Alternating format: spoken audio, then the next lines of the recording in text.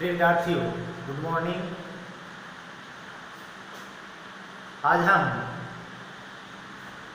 व्यक्तित्व की जो मनोवैज्ञानिक परीक्षण कौन कौन से हैं उनके बारे में बात करेंगे। व्यक्तित्व किसे कहते हैं उनके बारे में हम सामान्य भी बात करेंगे।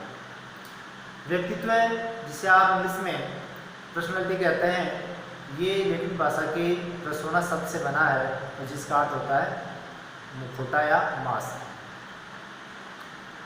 अब आप जानते हैं कि हम केवल बाह्य रूप से व्यक्तित्व का अवलोकन करके अगर उसका मूल्यांकन करते हैं तो मूल्यांकन सही नहीं है। व्यक्तित्व के अंतर्गत उसके आंतरिक मूल्यों को भी देखा जाता है। अब उसके व्यक्तित्व को हम किस प्रकार से जान सकें, उसके व्यक्तित्व की जानकारी कैसे प्राप्त कर सकें, इसके लिए मनोवैज्ञानिकों ने कुछ परीक्षण निर्धारित किए हैं। तो उन परीक्षणों के बारे में हम बात करते हैं कि मनोवैज्ञानिक ने जो व्यक्तित्व की परीक्षण की बात की है वो परीक्षण 3 भागों में उनको बांट सकते हैं। कितने भागों में बांट सकते हैं?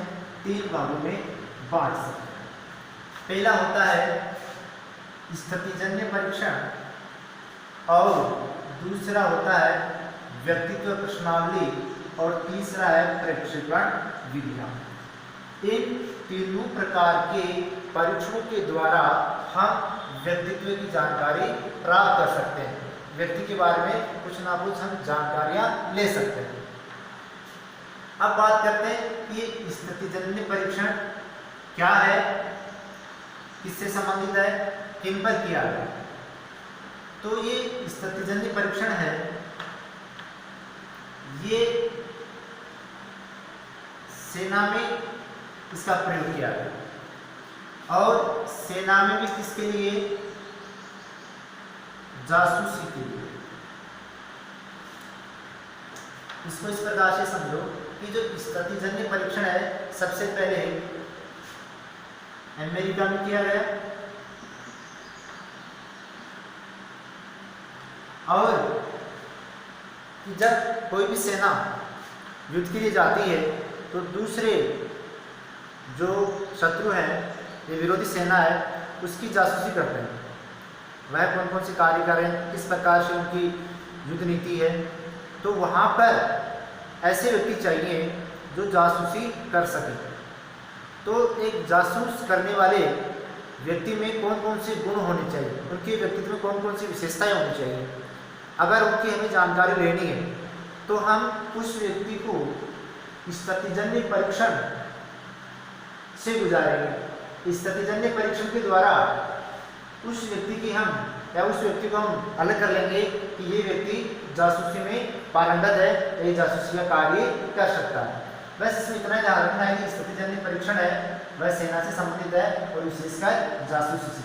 और जासूसी वही व्यक्ति कर सकता है कि यहाँ पर व्यक्ति के धैर्य की भी बात होती है। इसकी बात होती है, धैर्य की भी बात होती है कि व्यक्ति में कितना धैर्य है। जो व्यक्ति जितना धैर्यशाली होगा वह व्यक्ति जासूसी कर सकता है। अब बात करें हम व्यक्तित्व प्रश्नावली। आप जानते हैं कि प्रथम प्रश्नावली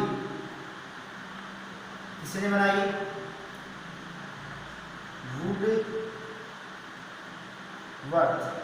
वुडवर्थ ने बनाई। किसने बनाई? प्रथम प्रश्नावली है वह वुडवर्थ ने बनाई। और जो प्रश्नावली बनाई उस प्रश्नावली में संवेगों का पता करना, संवेगों का पता करना कि व्यक्ति अपने संवेगों पर कितना नियंत्रण रख सकता है। इस प्रकार की जानकारी एक प्रश्नावली बनाई जाएगी और उस प्रश्नावली में प्रश्न पूछे जाएंगे और उन प्रश्नों के उत्तर आने के बाद में हम ये जान पाएंगे कि बालक किस प्रकार का संवेदनशील है, अपने संवेगों को किस प्रकार से वह स्पष्ट करता है। अब जो प्रश्नावली है, इस प्रश्नावली के भी 2 भेद है। इस प्रश्नावली के कितने भेद है? 2 भेद। एक तो है एक अंशीय प्रश्नावली। और दूसरी प्रश्नावली की बात करें बहुअंशीय। नाम से प्रतीत हो रहा है कि एक अंश में व्यक्ति के एक पक्ष की बात की जाएगी, व्यक्ति के एक पक्ष की बात की जाएगी। एक पक्ष का मतलब है कि व्यक्ति में आप उसके एजुकेशन के बारे में जानना चाहते हैं या उसका समाज के प्रति क्या दृष्टिकोण उसके बारे में जानना चाहते हैं या उसकी कल्पना शक्ति के बारे में जानना चाहते हैं। तो इसमें केवल आपको एक ही अंश के बारे में, एक ही पक्ष की बात करनी होगी, एक ही बिंदु से संबंधित क्वेश्चन होंगे, कोई अलग दूसरा बिंदु नहीं होगा। तो वो आता है एक पक्षीय। अगर किसी विद्वान की बात करें, किसी ने एक पक्षीय प्रश्नावली बनाई है तो उसका नाम है टेलर। टेलर महोदय ने एक प्रश्नावली बनाई और उस प्रश्नावली में जो प्रश्न थे वो एक पक्षीय थे। इसी एक पक्ष की जानकारी हम ले सकते हैं। बात करें बहुपक्षीय तो इसमें एक से अधिक पक्ष होते हैं, एक से अधिक पक्ष होते हैं। अगर विद्वान की बात करें, कैसे कौन से विद्वान हैं जिन्होंने एक से अधिक पक्ष वाली प्रश्नावली बनाई है, तो आपने नाम सुन रखा होगा केटल का। आरवी केटल का नाम आपने सुन रखा होगा। उसने एक मापनी दी 16 PF, 16 PF। हमें ये याद है कि 16 PF प्रश्नावली किसने दी? केटल ने दी। एक बात। दूसरी बात ये कि ये केटल ने जो प्रश्नावली बनाई, ये प्रश्नावली एक अंशीय थी या बहुअंशीय थी? तो हमें याद रखना है कि यह बहुअंशीय थी। कैसे अंशीय थी? बहुअंशीय थी या बहुपक्षीय थी। केटल ने जो प्रश्नावली बताई उसमें उसने 16 कारक बताए। कितने कारक बताए? 16 कारक बताए। अब ये जो 16 कारक थे, इन 16 कारकों में जो 15 कारक थे, ये 15 कारक तो व्यक्तित्व से संबंधित थे। किससे संबंधित है? 15 कारक थे, ये कारक तो व्यक्तित्व से संबंधित थे।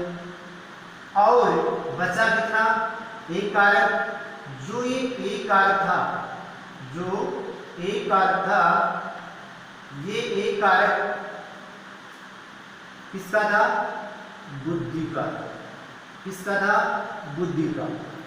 तो हमें ये ध्यान रखना है कि जो केटल ने 16 PF प्रश्नावली दी, PF का मतलब है पर्सनालिटी फैक्टर्स, कि 16 कारकों में 15 कारक व्यक्तित्व के होते हैं और एक कारक किसका होता है? बुद्धि का होता है। तो प्रश्न बन सकता है कि 16 कारकों में से एक कारक होता है व्यक्तित्व का, बुद्धि का, है मानसिक परीक्षण का। इस प्रकार से हमें याद रखना है बुद्धि का। तो इसके अलावा आइजेनिक नाम की विद्वान हुई है। अगर केटल के आगे एक विद्वान हुए हैं आइजेनिक, इन्होंने भी MPT नाम से बहुपक्षीय टेस्ट का निर्माण किया है। तो कहने का मतलब ये है कि हम व्यक्तित्व को की जो विधियां हैं, परीक्षण है, उनको 3 भागों में बांटते हैं। पहला आता है जन्य परीक्षण, जिसमें जो सेना से संबंधित था और जिसमें जासूसी संबंधी व्यक्तित्व की जानकारी प्राप्त करना चाहते थे। ऐसे व्यक्तियों को हम धैर्य के आधार पर उसका परीक्षण कर सकते थे। दूसरा वेद था व्यक्तित्व प्रश्नावली। सबसे पहले वुडवर्ड ने प्रश्नावली विधि का प्रयोग किया और उन्होंने उनके माध्यम से, इस प्रश्नावली के माध्यम से समूहों का पता करना चाहा। और जो प्रश्नावली है इनको भी हम 2 भागों में बांट सकते हैं। पहला एक अंशीय, दूसरा बहुअंशीय। एक अंशी का मतलब है कि हम व्यक्तित्व किसी एक ही पक्ष का जानकारी प्राप्त कर सकते हैं, उसे एक पक्षीय कहते हैं। जैसे टेलर महोदय ने जो प्रश्नावली बनाई है वो एक पक्षीय थी। बहुपक्षीय जिसमें एक से अधिक पक्षों की जानकारी प्राप्त करना चाहते हैं उसे बहुपक्षीय कहते हैं, बहुअंशीय भी कहते हैं।